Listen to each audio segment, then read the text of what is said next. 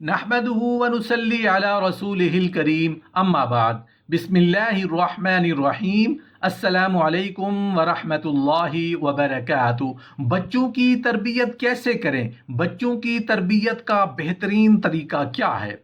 औलाद की तरबियत किस तरह की जाए?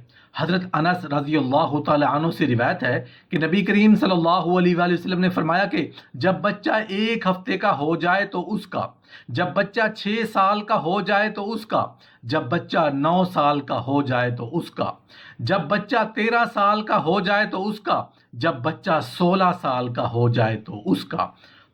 औलाद की तरबियत किस तरह की जाए कि मुकम्मल तफसील जानने के लिए वीडियो को आखिर तक ज़रूर देखिएगा। हज़रत अयूब बिन मूसा रज़ी अल्लाह तआला अन्हु अपने वालिद से रिवायत करते हैं कि नबी करीम सल्लल्लाहु अलैहि वसल्लम ने इरशाद फरमाया, अच्छी तालीम और तरबियत से ज़्यादा अपनी औलाद के लिए कोई अतिया नहीं। हज़रत जाबिर बिन समरा रज़ी अल्लाह तआला अन्हु से रिवायत है कि नबी करीम सल्लल्लाहु अलैहि वसल्लम ने फरमाया कि आदमी के लिए किसी को खैरात में ढेर सारा माल देने से बेहतर है कि अपने बेटे की अच्छी तरबियत करे और उनकी नेक आदतें सिखाने में रुपया खर्च करे। बचपन में जो अच्छी या बुरी आदतें बच्चों में पुख्ता हो जाती हैं वो उम्र भर नहीं छूटती। इसलिए माँ बाप को लाजिम है कि बच्चों को बचपन में अच्छी आदतें सिखाएं और बुरी आदतों से बचाएं।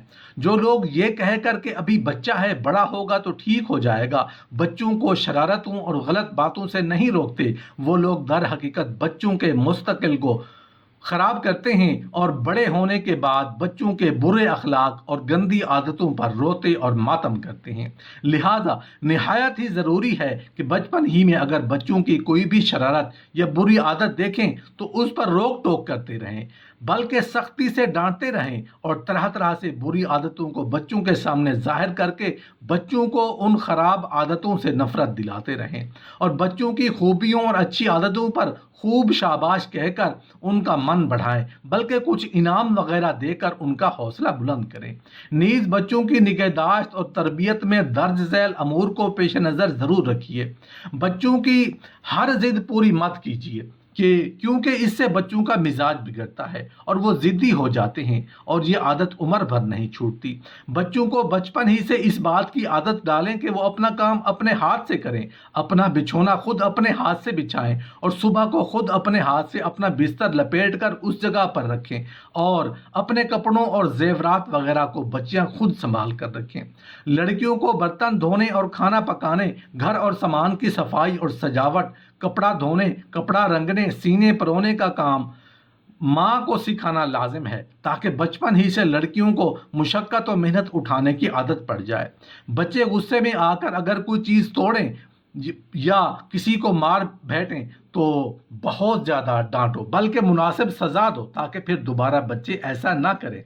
इस मौका पर लाड प्यार मत कीजिएगा, बच्चों के सामने ज़्यादा खाने की मजम्मत करते रहो और हर वक्त खाते पीते रहने से भी बच्चों को नफरत दिलाते रहें। मसलन यूं कहा करो कि जो ज़्यादा खाता है वो जंगली और बद्दू है, और हर वक्त खाते पीते रहना ये बंदरों की आदत है। चिल्लाकर बोलने और जवाब देने से हमेशा बच्चों को रोकें, खासकर बच्चियों को तो खूब खूब डांटा करें, वरना बड़ी होने के बाद भी यही आदत बड़ी रहेगी तो मेके और ससुराल दोनों जगह सबकी नज़रों में जलील और ख्वार रहेगी और मुंह फट और बदतमीज़ कहलाएगी। अगर बच्चा कहीं से कोई चीज़ उठा लाए, अगरचे कितनी ही छोटी चीज़ क्यों ना हो, उस पर सब घर वाले खफा हो जाएं और तमाम बच्चे को चोर चोर कहकर शर्म दिलाएं और बच्चे को मजबूर करें कि वो फ़ौरन उस चीज़ को जहाँ से लाया है उसी जगह रख कर आए। फिर चोरी से नफरत दिलाने की खातिर उसका हाथ धुलाएं और कान पकड़कर उससे तौबा कराएं ताकि बच्चों के जहन में अच्छी तरह ये बात जम जाए कि पराई चीज़ लेना चोरी है और चोरी बहुत ही बुरा काम है।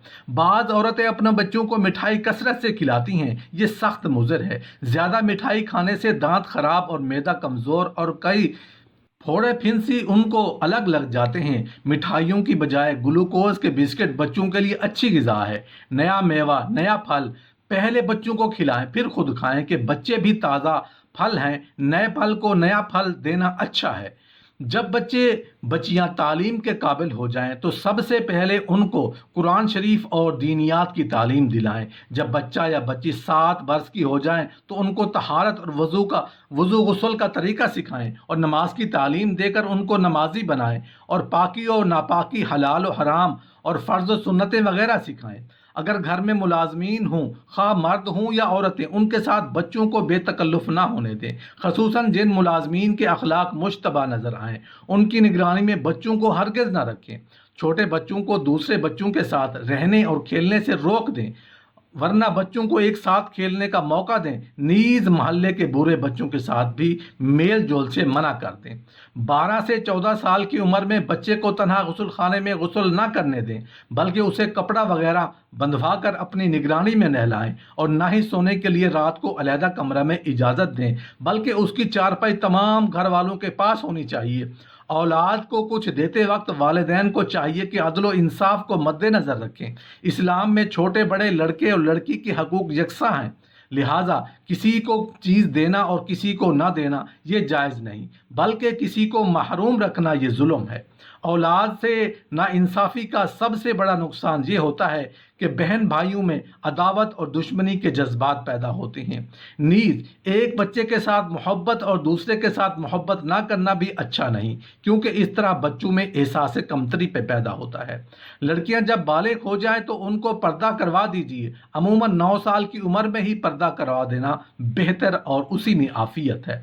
بچوں کو آوارہ دوسرے بچوں سے، خاص کر بچیوں کو دوسری مشتبہ عورتوں سے بچائیں۔ ان کے ساتھ کھیلنے، نیز ناچ گانے وغیرہ سے بچوں کو خاص طور پر بچائیں اور خود بھی بچیں، کیونکہ یہ تمام چیزیں لغویات اور گناہ کے کام ہیں۔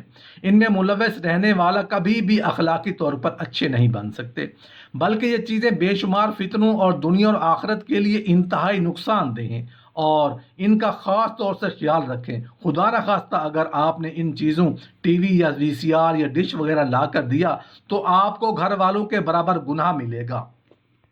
حضرت انس رضی اللہ تعالیٰ عنہ سے روایت ہے کہ نبی کریم صلی اللہ علیہ وآلہ وسلم نے فرمایا، جب بچہ 1 ہفتے کا ہو جائے تو اس کا عقیقہ کرو اور نام رکھو اور اسے پاک کرو۔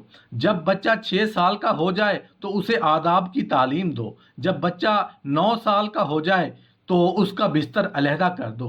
جب بچہ 13 سال کا ہو جائے تو نماز نہ پڑھنے پر اسے سزا دو۔ جب بچہ 16 سال کا ہو جائے تو اس کی شادی کرو۔ یا اللہ پاک ہم سب کو ایسی اولاد عطا فرما جو ہماری آنکھوں کی ٹھنڈک کا ذریعہ بنے اور ہمارے مرنے کے بعد ہمارے لیے صدقہ جاریہ ہو۔